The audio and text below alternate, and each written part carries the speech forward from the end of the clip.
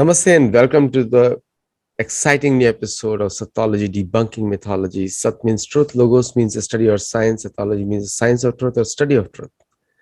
Opposite of that is mythology. Myth means a fake lie, imagination. Mythology means a science or study of fake lie or imagination.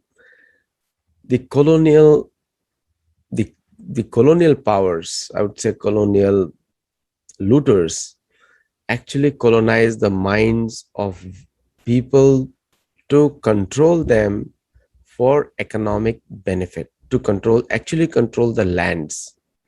And the Europeans, Spaniards, and British competed with one another to control the maximum land for propagating their faith.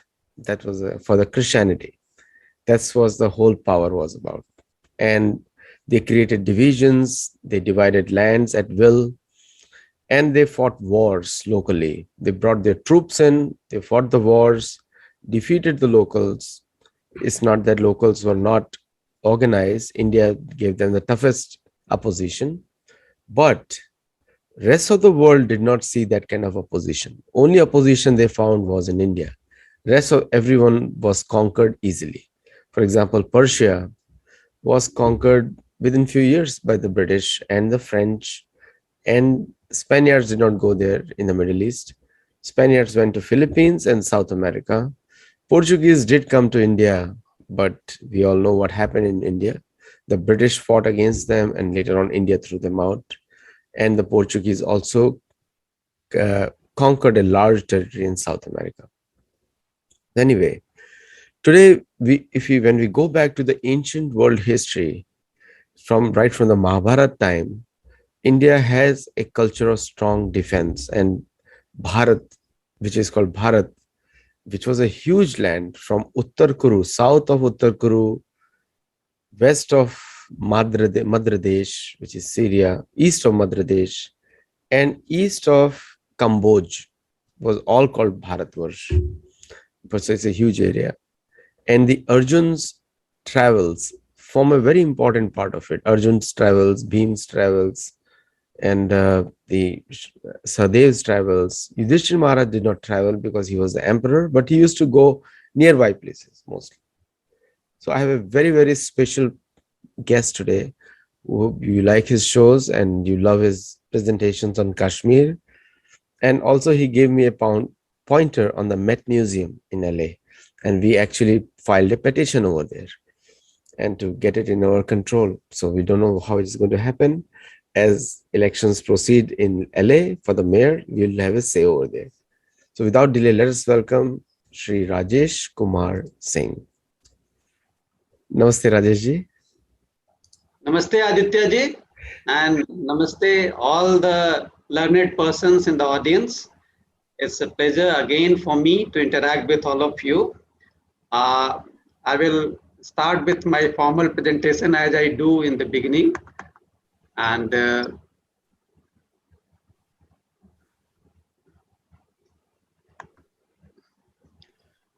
so we will be discussing about learning a bit more about Kirat Arjuniam, as Aditya ji has told about you, and he has been telling, and many other speakers has been talking about Mahabharata, which is a part of our history of this great country. So I have picked one very important theme from Mahabharata, which has been manifested time and again over different periods in different parts of the Indian subcontinent. Not only it shows the continuity of the theme, but also shows that how our history has been continuously inspiring us in different ways to strengthen ourselves. Now on the screen, all of you can see a fragment, a stone sculpture. Now what do you see here? You can see that two persons who are represented by F2 and F3, figure 2 and figure 3, they are trying to extract arrows from a board. Now for anybody it may not indicate anything. I mean, for a person who is not knowing the story behind it, what has been the theme behind it. It's just a reflection that two persons are taking taking out two pieces of arrows. Now, before I discuss about the theme in detail, let's understand where is this fragment now and how has it been recovered.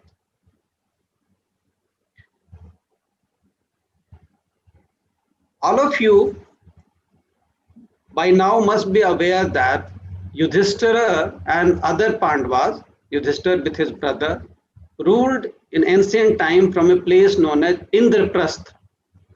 And Indraprastha is the same place where now Delhi is located. In Delhi, on the banks of Yamuna, you have this modern building structure represented by the picture 1, and you see medieval structures here. A mosque is there. It is known as Purana Kila or Old Fort. Now, there has been a lot of excavation in that fort, in the campus of the fort itself. And this is the area which has now been covered by the Archaeological Survey of India. After the excavations were done, there has been excavation at different time period. And the items which have been recovered, which were used in ancient times, have given proof that consistently there were settlements here. And even during early 90s, when Delhi was proclaimed as capital in the modern time by the colonial ruler, that time British Empire, shifting it from Kolkata, that is Calcutta at that time, then a village was there by the name of Indraprastha. And just beside this big structure, adjoining that, the fort, you can see a temple here which is dedicated to Shiva, the ferocious form of Shiva, and the gate of that temple is here, which is known as Bhairav temple. So what I am trying to emphasize is that the place Indraprastha in Delhi, where Old Fort is now, is associated with Mahabharata, and Pandavas are believed to have ruled from here. In the same very campus, a portion of the massive walls have been converted into a museum, and that museum displays in the galleries confiscated items, means the items, the sculptural fragments and other pieces which were of course looted, as Aditya ji was telling, not only economically, even art and sculptural pieces were looted, smuggled in different forms, and some of them could have been retrieved. And the piece which I showed you just now here, which you can see, is located, as you can see, pointed by the green arrow. Now this picture, this fragment was also lost. So this, we need to understand that India has not been caused to suffer only from the colonial rule to economic harassment, but also by looting its art, which would have been a substantive proof of its continued architectural and sculptural heritage. And that is manifested more in the northern part, because you hardly find the temples intact there. In southern India, of course, we have better representation, and that we will see during this presentation also. So as I believe that this fragment has not been talked about much. This has been confiscated, this has been kept here, but I have been emphasizing again and again, not only for Indians, but for the worldwide people and for all the learned persons in the audience, that there is a lot to talk about in our heritage. And I have taken a theme, Kirata Arjuniam, which is a Sanskrit word. And that is formed of two words, Kirat and Arjun. Now we travel to a southern state of India, as you can see in this figure map with the red dot. It is Tamil Nadu. The place is Kanchipuram, And the rulers who built this temple, Kailash Nathar temple, means the lord of the Kailash, the Mount Kailash, that is Shiva. This temple is dedicated to him. I have earlier also discussed about this temple. There in one of the cells, there are an array of cells there. You can see two figures here. Now this is also representing the same theme of Kirata Arjuniya. Here you have Kirat and here you have Arjun. F1 is Kirat and F2 is Arjun. Who was Arjun? On this show itself, you would have heard times and again that Arjun was the third Pandava, a mighty warrior who was very highly skilled in archery, and he is fighting here with another person, which I am calling as Kirat. Kirat, that in Sanskrit means a wild hunter. Now, who is this person in the form of Kirat? Who is being told as Kirat? Let us see another representation. Now, here I have a fragment from the Met Museum, and I have also showing in picture P2. P1, of course, is the map, and you all are aware. I have been talking about the Met Museum where it is, and it has a gallery where pieces recovered from India, either through how provenance may not be known very well, but they have reached there by one mean or other, and they are represented there. What is very unfortunate about India is that while colonial rulers will say that they came here to, they proclaimed to civilize India, not knowing about the Indian civilization. And of course, that created a lack of belief system in ourselves. Now the situation is so happened that many of the peoples in the country also, in my country also and worldwide also, may not be knowing about Kirata Arjuniam. If I say Kirata Arjuniam, what does it mean? But here you see, I have taken this fragment. Of course, fragment is not displayed as it's shown on the website of the Kirata Arjuniam, the Met Museum. It's a relief of an episode of Kirata Arjuniam from the Mahabharata. Now there is a very interesting story. How was it recovered? It is not shown there. It is there in their store, but not displayed. But they have this open policy where anybody can use and talk about it for research purpose and study purposes. Now here also you'll see on the screen that there are two Shivlingas represented by the arrows here. And in middle there is a person who is aiming on a boar, who is worshipping a Shivalinga, and this person in another portion on the left side is worshipping a Shivalinga. So what you can see that I have shown you three representations of the same theme, that is Kirata Arjuniya. And as I have been emphasizing, and you must be aware also, that in India, over the time, people have experimented how they will pray to their God, how they will represent their heritage. They have complete freedom. Freedom in a sense that is in a positive term. There is no restriction. There is no boundary here. There are some directions here, but they are free to represent. As I have shown during the in these three slides itself, you can see there are three representations, and all of the three represent the same thing. Then we move to another state in South India, in Kerala state. In Thrissur district, there is a temple which is dedicated to Lord Ram in Tirupur, Lord Ram. There you have a circular temple, the walls of which are beautifully painted through murals. And one of the mural display the same theme. Here you can see a person holding a bow here, another one fighting here, you cannot see. So this is another representation of the Kirata Arjuniya.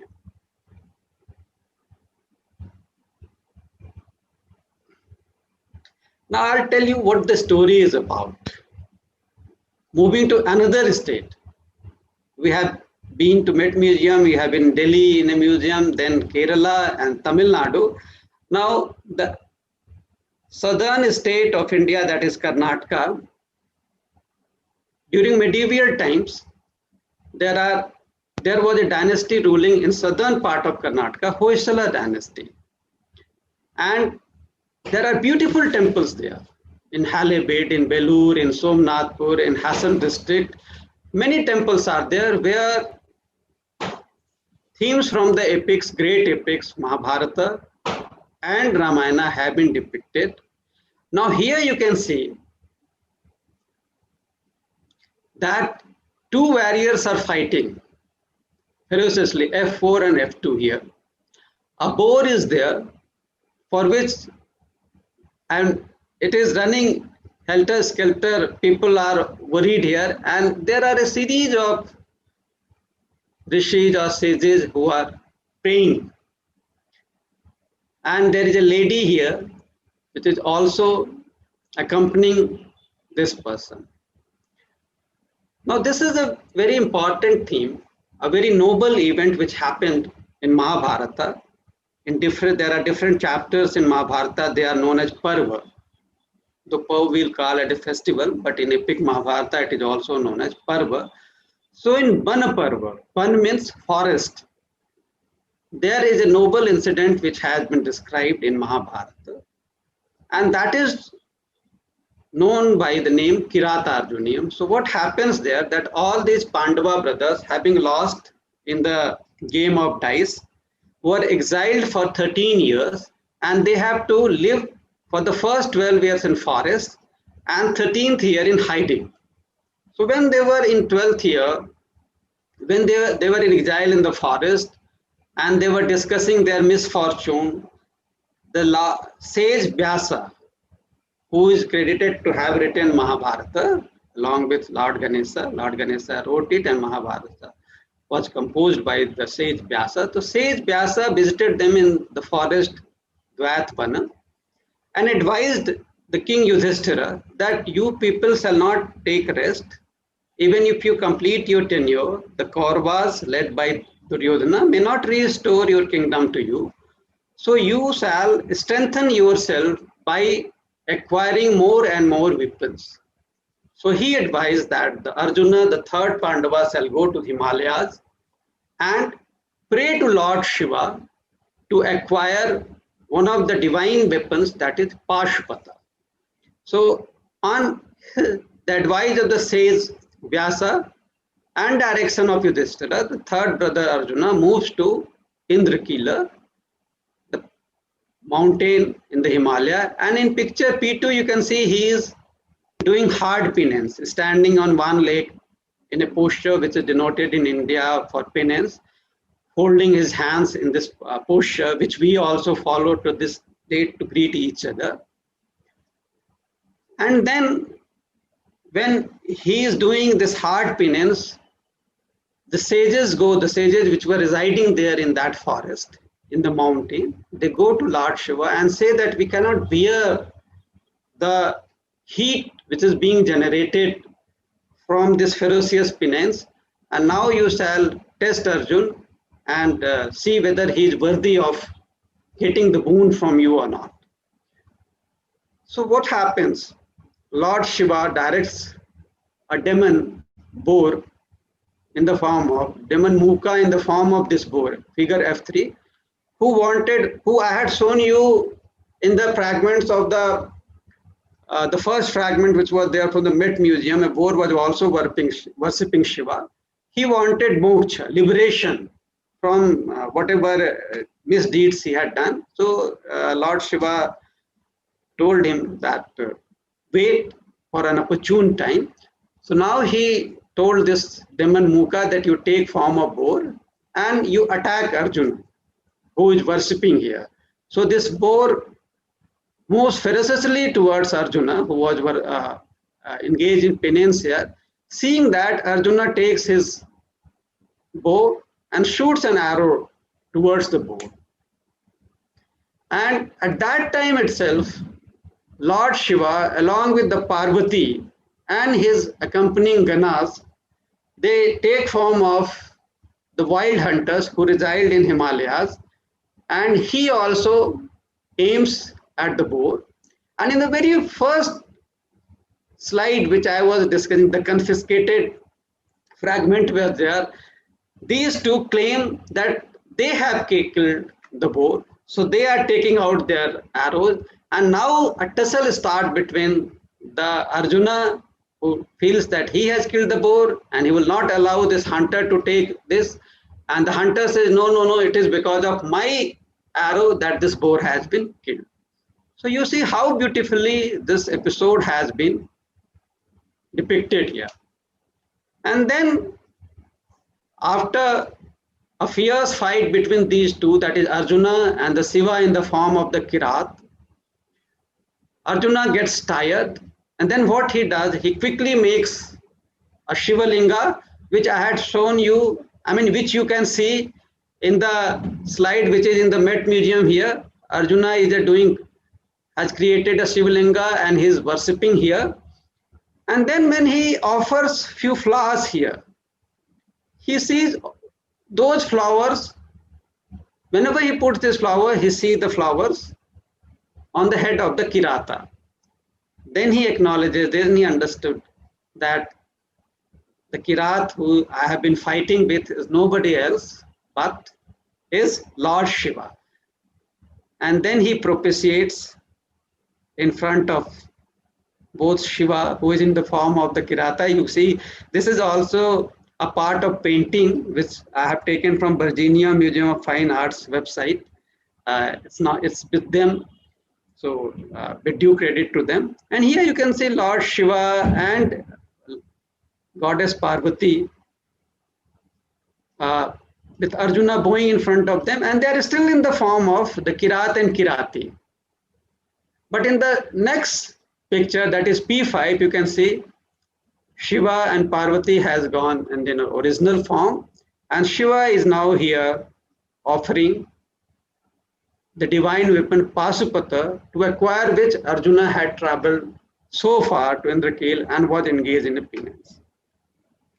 So this is the noble story which has been described in Mahabharata in its Ban Parva, and this has been depicted, manifested time and again in art form, in sculpture, in painting, in mural painting. Kerala I showed it to you, and it is also played through the dance form. One major dance form is there. Out of the 6 classical dance forms, we have Kathakali, which is also very popular in the South India. So because of the attacks during medieval period, you can only see maybe some fragments from here, and they would have been destroyed. But when you move to southern India, you see many temples existing there. In Karnataka, in Andhra Pradesh, there is a place, Lepakchi, where Veerbhadra temple is there, and they are both in the painting and in the sculptural art. The theme has been described. And one interesting thing I will tell you about, I'll go back to the Met Museum figure. It was in 1970 that one Mr. M. Nageshwara Rao, who was there to be trained in the Met Museum, for a training he was there. So he writes in his book, he has further written a book on Kiratarjunium itself, in Kiratarjunium in Indian art.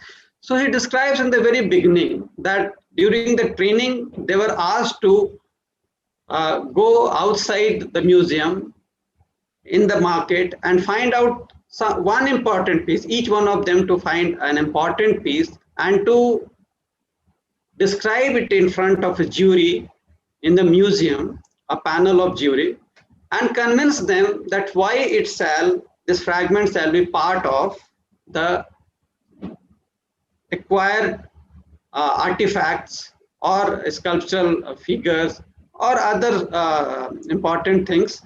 So he, in one of the shops, he could locate this. This was an accident only. And the shopkeeper couldn't tell or didn't tell him that how he has acquired this figure. So he presented this in front of the jury in the museum, and that's how it was acquired.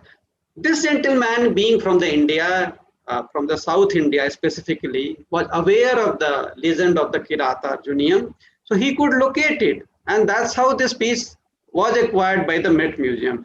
But there would be many pieces which would have been lost, destroyed. Now, this theme I discussed has also been beautifully described in an epic. Now, generally in India, we know about, or worldwide also, we talk about Mahabharata and Ramayana, which were two great epics.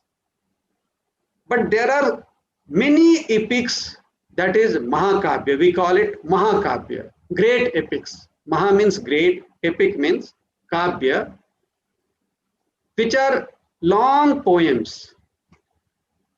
So Bharvi was a poet who is believed to have lived during 6th century, mostly in southern India. Maybe that's what it is believed, though it's not very well known, because during ancient period, none of the Indian poets who would write these treatises would describe about themselves. They would talk about their predecessors, the great poets who would have occurred prior to them, but they will not take boast, and they will not boast about their knowledge or their power. So it's not known where was Bharvi born, but it is believed the way he has described this event. And would you believe there are 18 chapters in Kirata Arjuniam? It's a Sanskrit word, Kirat, wild hunter, Arjuna, and the story which is told about the Kirat and Arjuna is Kirata Arjuniam. In the same way as Abhigyan Sakuntalam by Kalidasa, Shishupal Vadha by Magha. So what I want to say is that Bharvi picks a noble event from the chapter 18 of Mahabharata and writes a big epic or poem. But when we write it when you see it in India, Bharvi describes a lot of things about the contemporary period and also what was the situation during the Mahabharata. For example, during the first 3 chapters, when there is a lot of discussion between the Pandava brothers and the Queen Draupadi, they talk about the different forms of the statecraft. And then so on and so forth, when Arjuna travels slowly and he is dissuaded by female nymphs, and then he engages into hard penances, and then Indra comes and takes his test, and then Shiva tests him in the form of the Kirata Arjuniam. So during the epic, lot of good things are told. And those who have to learn from the Indian ancient heritage, it's not only sculptural art. The theme is for the common public have been depicted in painting. But Bharvi have created an important epic where he not only talks about this event, but describes the statecraft, that what kind of ruler Duryodhana was that, what kind of rule a noble person shall have, and from that we can learn till date. And of course, as it happens, each poet would have their own specialty. So Bharvi is also famous for what is known as telling a lot of important things through his verses, through his sloka, which is popularly known as Bharverth Gauravam, means the Arth Gauravam of Bharvi. Arth means meaning, Gaurav means greatness. So he says what he says in small verses, there is a lot of meaning in that. For example, I'll say, Sahasa Vidadhit na kriyam. This is one verse from the Kirata Arjuniam. Sahasa means suddenly. Vidadhit means not thinking, to think. Na means no, kriya means to do. So one shall not do anything in haste. That's what Arjuna is telling Draupadi, his wife and the queen, and other Pandava brother, that we shall not do anything which we shall do in haste and then repent later on. Now, these are the valid things which is true for anybody. So we can learn these important things. Secondly, I will give another example. Hitam manohari durlabham vacha. Hitam means which is useful. Manohari means manohar, which is liked by you. Durlabham, which is hardly available. Vacha. Vacha means saying. So what Bharvi says, that it's rare that a saying, a verse which is both lovely to hear about and also have beneficial value. Means it's a contrary thing. So in India, in ancient times, we have a lot of epics. I'll again just repeat for your benefit.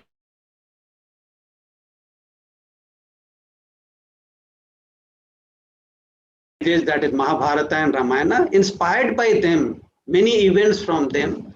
In future, many people would write about that. So Bharvi's Kiratarjuniam in that aspect is a very, very important treatise, and that was created in 6th century, and thereafter I have described how it was reflected in many forms in sculptural and painting. And what is very interesting is that I have talked about North India, Karnataka, Andhra Pradesh, Tamil Nadu, Kerala. Now there is a place in Himalayas, in the Sikkim state in India. Here you can see the dot here, red dot. This temple complex is there. This is known as Kirateshwar temple. Means the Lord who is worshipped in the form of the Kirat, and it is dedicated obviously to Lord Shiva. This is the temple. Here in picture P2 you can see this temple here, and that's the magnified version here when you approach here. And on one of the walls you can see Arjuna with his bow and arrow, Shiva approaching him with bow and arrow, and goddess Parvati is with the trident. It's depicted there in the modern time, and there is the boar who has been hit by the arrows from them. And this is the sanctum and sanctorum where Shiva is worshipped in the form of a natural Shivalingam. So you see the impact of the Mahabharata. One incident I have talked about, how it keeps India united, how India was a thriving civilization throughout from ancient period to modern period, and Sikkim was earlier not part of India. It joined India in 1975 only. But what I'm trying to say that the Indian subcontinent was very closely connected. I talked about Kashmir during 5 of the lectures, and now I have taken a theme which you can see has been kept Indians connected to the cross-cultural relations. People have been traveling, have been talking, they have been depicting in different forms. This is the beauty, this is the strength of the Indian ancient heritage, and that's why to a large extent we have been able to protect itself, because these themes have been intact in our consciousness also, and the poet like Bharvi and the sculptors, great sculptors and painters have helped in maintaining that. So with that, I end my presentation, the formal presentation, and I hope you would have enjoyed that.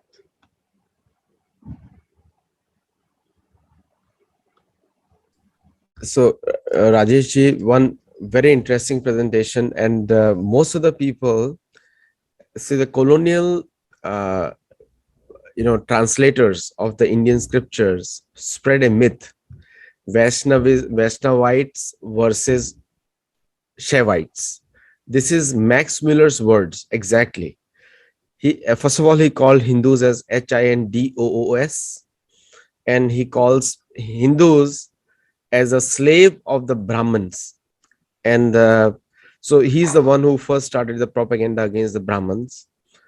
And whereas in Indian Varna Vyavastha, I always ask people uh, in an alphabet, and since you are speaking English, English alphabet or Varnamala, Hindi, Sanskrit Varnamala, Ka, Kha, Ga, Gha, उसमें से कौन better है? Which one is better? Ka is better than Kha or Kha is better than Gha? So you cannot say that. But this is the Max Muller's propaganda that the Brahmins were better than Kshatriyas and Kshatriyas were better than Vaishyas and Vaishyas were better than Shudra. Whereas the Mahabharata shows the most prosperous community in terms of wealth were Shudra and Vaishya.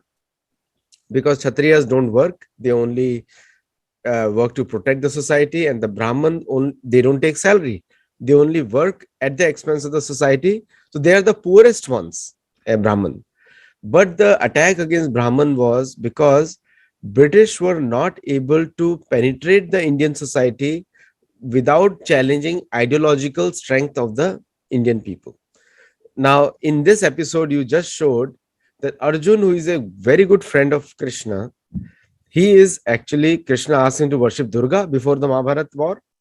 And now he himself is worshipping Shivji in many places shown. So it also debunks the propaganda of the British colonial powers that Vaishnavites are better, or there always a fight between the. There are like there is a Shiv Puran, there is a Vishnu Puran, and it is so amazing that Shiv Puran is all about Vishnu. People, if you read Shiv Puran, it's a glorification of Vishnu. So the artificial fight or differences were created mostly political in nature. What is your view on that, sir? See, you have touched a very important aspect of that. And what that is not the only point. Another point which I am trying to show, that Shiva has not been worshipped by Arjuna. I mean, he has not been described in his original form, sitting at Kailash. But here, Shiva has been shown in the form of the local populace, that is the Kirat. If Vyas would have wanted, he would have depicted Shiva in different form, or Shiva would have manifested in different form. And this is the beauty of the Indian culture, that here also you see the native places, native people who are hunters and who live on forest in the nature. Shiva, and not only Shiva, the Parvati also manifest themselves in that form. And to just supplement your view, Vyas himself advises Yudhishthira and Arjuna that Arjuna shall go and worship Shiva. And you see, whether it is Ramayana or it is Mahabharata, it has always been shown that the Trinity works together. That is Shiva, Vishnu, and Brahma, who are the greatest manifestation in our system, in Sanatana Dharma, of the Supreme Conscious. They all work in unison for the same purpose. And these things have been told in Ramayana also. In Ramayana, Rama worships at Rameshwaram, Lord Shiva. And here you can see Arjuna being advised to go to worship in Himalayas. Shiva is also not being worshipped in his original form as a Lord who is residing in Kailash, but somebody who is there as a local populace. So it also shows that in Indian civilization, not only the Varn people, but even the local people, whom we call now tribals, they were given equal importance. There was no, I mean, you can see here higher importance, in fact.